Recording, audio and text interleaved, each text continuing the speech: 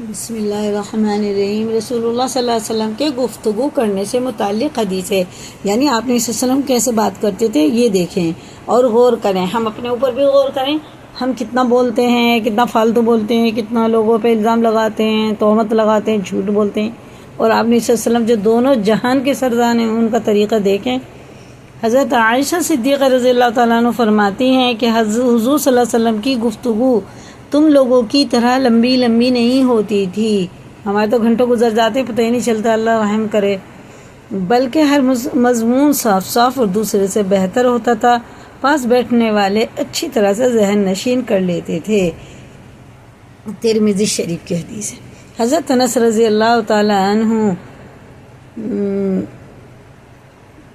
کہتے ہیں کہ حضور صلی اللہ علیہ وسلم ایک بات کو تین بار اور دہراتے تاکہ سننے والے اچھی طرح سمجھ لیں۔ ترمذی شریف۔ حضرت حسن رضی اللہ فرماتے ہیں کہ میں نے اپنے ماموں ہند بن ابی حالہ سے جو حضور صلی اللہ علیہ وسلم کے اوصاف بیان فرماتے تھے عرض کیا کہ حضور صلی اللہ علیہ وسلم کی گفتگو کی کیفیت مجھ سے بیان فرمائیے۔ انہوں نے بیان فرمایا کہ حضور صلی اللہ علیہ وسلم آخرت کے غم میں ہمیشہ فکر مند رہتے تھے، اور ہم اس دنیا میں ہی پڑے ہوئے ہیں، ہمیں بھی اللہ تعالیٰ فکر کرنے کی توفیق عطا فرما دے۔ امت کے لیے ہر وقت سوچ میں رہتے تھے، اور امت ان کے بارے میں بالکل بھی نہیں سوچتی ہے۔ وہ امت کے لیے مرے جاتے تھے رات دن، اور امت ان کے بارے میں بالکل نہیں سوچتی کہ 5 ٹائم نماز ہی پڑھ لیں۔ ہر وقت سوچ میں رہتے تھے، جس کی وجہ سے کسی وقت آپ صلی اللہ علیہ وسلم کو بے فکری اور راحت نہیں ہوتی تھی۔ اکثر اوقات خاموش رہتے تھے، بلا ضرورت گفتگو نہیں فرماتے تھے۔ آپ صلی اللہ علیہ وسلم کی تمام گفتگو شروع سے آخر تک منہ بھر کر ہوتی تھی، صاف بولتے تھے، پورے الفاظ کے ساتھ۔ آپ صلی اللہ علیہ وسلم کا کلام ایک دوسرے سے بہتر ہوتا تھا، نہ اس میں فضول باتیں ہوتی تھی، نہ اس میں کوتاہیاں کہ مطلب سمجھ میں نہ آئے۔ آپ صلی اللہ علیہ وسلم نہ سخت مزاج تھے، نہ کسی کو ذلیل کرتے تھے۔ اللہ کی نعمت چاہے کتنی تھوڑی ہو اس کو بہت بڑا سمجھتے تھے، اس کی مذمت نہیں فرماتے تھے، اور کھانے کی چیزوں کی نہ مذمت فرماتے نہ تعریف۔ دنیا اور دنیاوی کاموں کی وجہ سے آپ صلی اللہ علیہ وسلم کو کبھی غصہ نہ آتا تھا۔ ہاں، اگر کسی دینی کام اور حق بات سے کوئی شخص بڑھ جاتا تو اس وقت آپ صلی اللہ علیہ وسلم کے غصے کی کوئی تاب نہ لا سکتا تھا، اور نہ کوئی اس کو روک سکتا تھا، یہاں تک کہ آپ صلی اللہ علیہ وسلم اس کا بدلہ نہ لے لیں۔ اپنی ذات کے لیے نہ کسی پر ناراض ہوتے تھے، نہ اس کا بدلہ لیتے تھے، جب کسی وجہ سے کسی کی طرف اشارہ فرماتے تو پورے ہاتھ سے اشارہ فرماتے، جب کسی بات پر تعجب فرماتے تو ہاتھ پلٹ لیتے، جب بات کرتے تو کبھی کبھی دانی ہتھیلی کو بائیں انگوٹھے کے اندرونی حصے پر مارتے، جب کسی پر ناراض ہوتے تو منہ پھیر لیتے اور بے توجہ فرماتے یا درگزر فرماتے، اور جب خاموش ہوتے تو شرم کی وجہ سے آنکھیں بند کر لیتے۔ آپ صلی اللہ علیہ وسلم میں اکثر ہنسی تبسم ہوتی تھی۔ اس وقت آپ صلی اللہ علیہ وسلم کے دانت مبارک اولے کی طرح چمکدار سفید ظاہر ہوتے تھے۔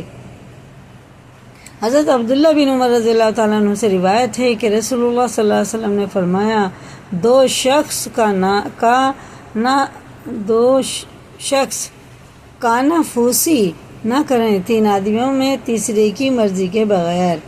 حضرت عبداللہ بن مسعود رضی اللہ تعالیٰ عنہ سے روایت ہے کہ رسول اللہ صلی اللہ علیہ وسلم نے فرمایا، جب تم میں سے 3 آدمی ہوں تو 2 آدمی کا کانافوسی نہ کرے جو تیسرے کو جدا کرے، یہاں تک کہ اور لوگ تم میں سے ملے اس لیے کہ اس کو رنج ہو۔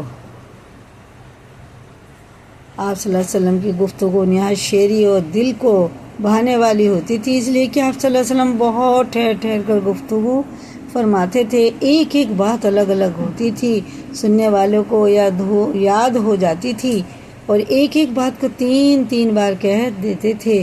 جس بات پر زور دینا ہوتا اس کو بار بار دہراتے۔ بات کرتے وقت اکثر آپ صلی اللہ علیہ وسلم کی نگاہ آسمان کی جانب ہوتی اور بلند آواز سے بات کرتے۔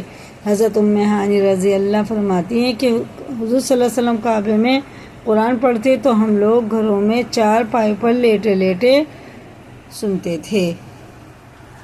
آپ صلی اللہ علیہ وسلم ہمیشہ فکر مند رہتے تھے اور اکثر خاموش رہتے تھے اور بے ضرورت کبھی بات نہ کرتے۔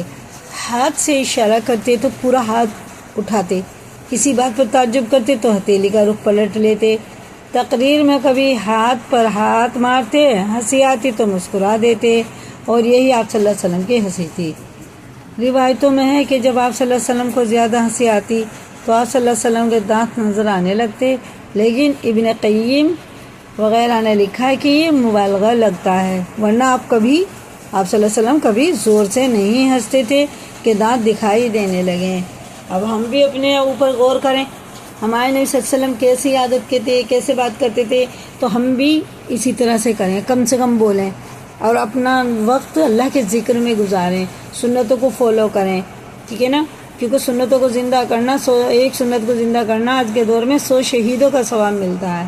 اور یہ اردو خوب یاد کریں، دوسروں کو بھی شیئر کریں، لائک کریں، اور نئے چینل پہ سبسکرائب کریں، کیونکہ علم حاصل کرنا ہر مسلمان مرد عورت پر فرض ہے، اتنا علم کہ جس سے ہمارا دین درست ہو جائے، پاکی ناپاکی کا پتہ چل جائے، جائز ناجائز کا علم ہو جائے، حرام حلال کا پتہ چل جائے، ٹھیک ہے، اتنا علم حاصل کرنا ہر مسلمان مرد عورت پر فرض ہے۔